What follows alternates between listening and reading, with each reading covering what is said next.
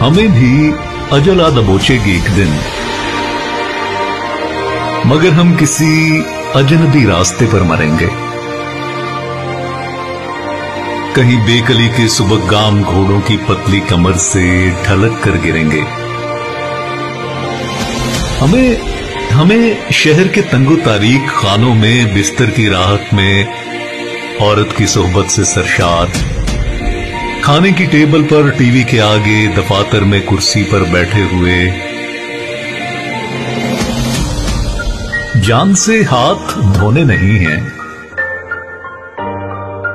चलो यहां से आगे बढ़ो।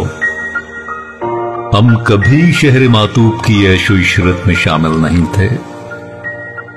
मुबादा हमें कल कोई इनमें गिनती करे। बर्फ के इन जलीदों को देखो, ये कैसे बताशे की मानिंद खुलने लगे। कितनी सदियों का पानी दकीका दकीका समंदर के पाताल में गिर रहा है। ये जारोबे आबी इन्हें भी किसी दिन बहा ले जाएगा।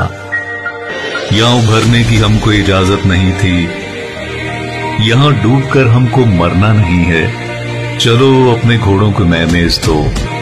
हम किसी अजनबी राह पर बेकली के सुबहगाम घोड़ों पर बैठे हुए जान देंगे। हम किसी अजनबी रास्ते पर मरेंगे। हाँ, हम किसी अजनबी रास्ते पर मरेंगे।